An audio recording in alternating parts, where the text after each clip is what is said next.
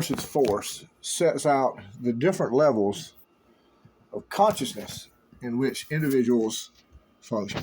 These levels determine the reason why people behave the way they do. These levels can be divided into positive energy giving levels and negative energy taking levels. The negative levels from the lowest to the highest are shame, guilt, apathy, grief, fear, desire, anger, and pride. The positive levels are courage, neutrality, willingness, acceptance, reason, love, joy, peace, and enlightenment. Although there may be times when we function at different levels of consciousness, we in general operate at one particular level, and this can be considered our core level.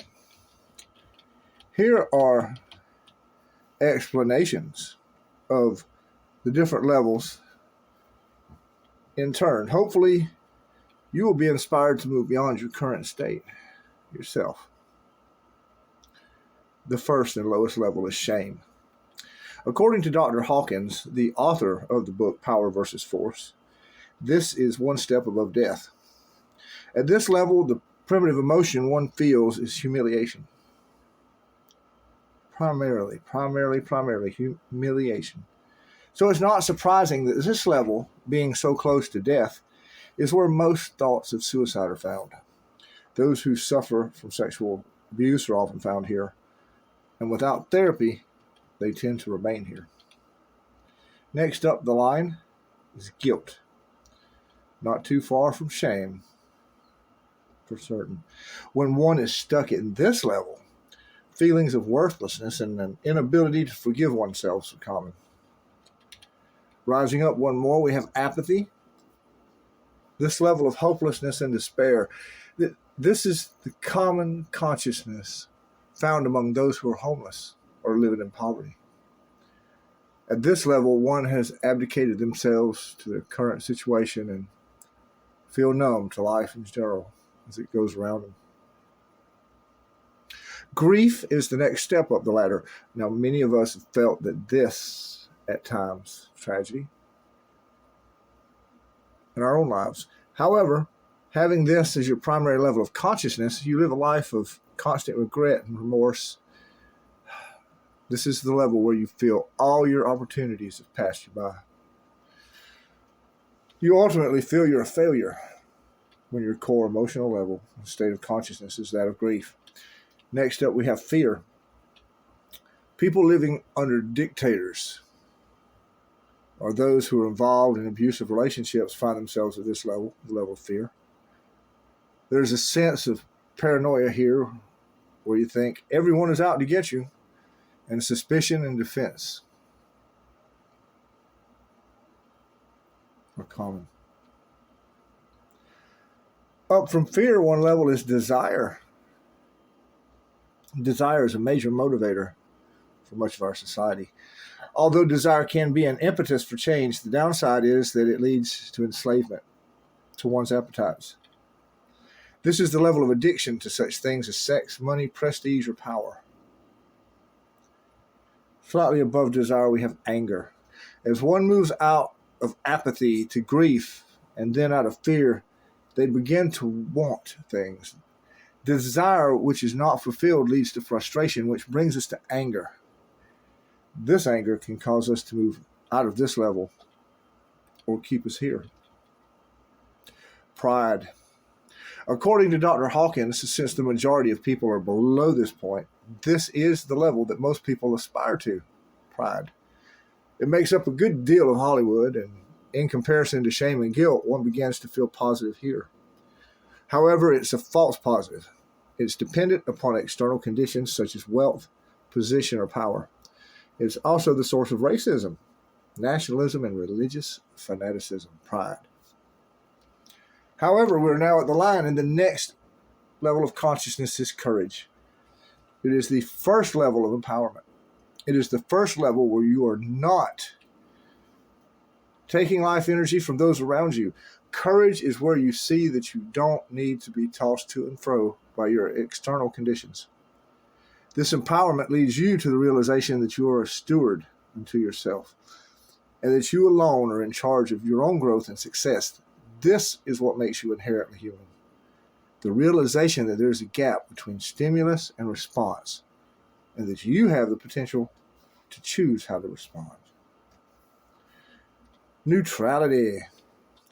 Neutrality is the level of flexibility, and it is slightly above courage. To be neutral, you are, for the most part, unattached to outcomes. At this level, you are satisfied with your current life situation, and you tend not to have a lot of motivation towards self-improvement or excellence in your career. You realize the possibilities, but just don't want to make the sacrifices required to reach a higher level. Willingness. When you are here, you find that you are the perpetual optimist. If you know any optimists, this is their level of consciousness. Seeing life as one big possibility is the cornerstone of those operating with a willingness as their core consciousness. No longer are you satisfied with complacency. You strive to do your best at whatever task you've undertaken, and you begin to develop self-discipline and willpower and learn the importance of sticking to a task till the end. Because next up, if you make it, is acceptance. If courage is the realization that you are the source of your life's experiences, then it is here at acceptance where you begin to become the creator of them. Combined with the skills learned in the willingness phase, you begin to awaken your potential through action. And here's where you begin to set and achieve goals and to actively push yourself beyond your previous limitations. Up to this point, you've been generally reactive to what life throws at you. But here's where you turn that around and you take control and become proactive when your core conscious operates at acceptance. Continuing to work on yourself, you can raise your core consciousness to the level of reason, the level of science. It's the level of medicine, the desire for knowledge. Your thirst for knowledge becomes insatiable, and you don't waste time in activities that don't provide an educational value. You begin to categorize all of your life and its experiences into proofs and postulates and theories. The failure of this level is you can't seem to separate the subjective from the objective. And because of that, you tend to miss the point. You fail to see the point of the exercise. You fail to see the forest because you are tunnel visioned on the trees. Paradoxically, reason can become the stumbling block for further progressions of consciousness. But if it doesn't block you, you rise to the level of love. Only if, in the level of reason, you start to see yourself as a potential for the greater good of mankind, will you have enough power to enter here and operate in a core consciousness of love. Here is where you start applying what was learned in your reasoning. You let the heart take over, though, rather than the mind. You live by intuition. This is the level of charity, a selfless love that has no desire to accept for the welfare of those around them. Gandhi and Mother Teresa are examples of people who are living at this level. Only about 0.4% of the world population will ever reach love as a core consciousness from which they operate. If you can reach that, perhaps you can reach joy. Joy is the level of saints and advanced spiritual people, mystics. And as love becomes more unconditional, there follows a constant accompaniment of true happiness. No personal tragedy or world event could ever shake someone living in this level of consciousness.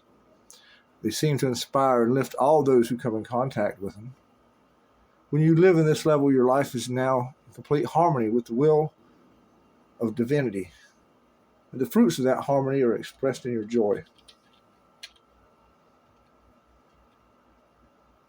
So much so that you can reach the next level, which is peace. Peace is achieved after a life of complete surrender to the Creator. It is where you have transcended all and you've entered that place that Dr. Hawkins called illumination. It is here a stillness and a silence of mind is achieved, which allows for constant revelation. Only 1 in 10 million, that is 0.00001% of people will arrive at this level of consciousness. Lastly, we have enlightenment. This is the highest level of human consciousness where one has become like God. It is the Christ consciousness. Many of people see Christ or Buddha or Krishna as a manifestation of this level of enlightenment. These are those who have influenced all of mankind. These are the 12 stages of consciousness.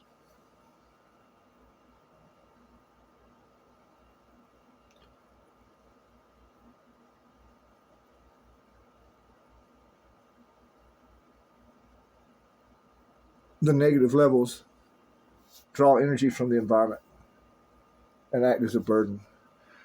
The positive levels, which begin with courage, put energy back into the environment. The energy generated by the positive levels are on a logarithmic scale, not exponential and not linear. So each level of consciousness is at least 1 log higher. You can find out more about this in the book Power versus Force by Dr. David Hawkins, MD.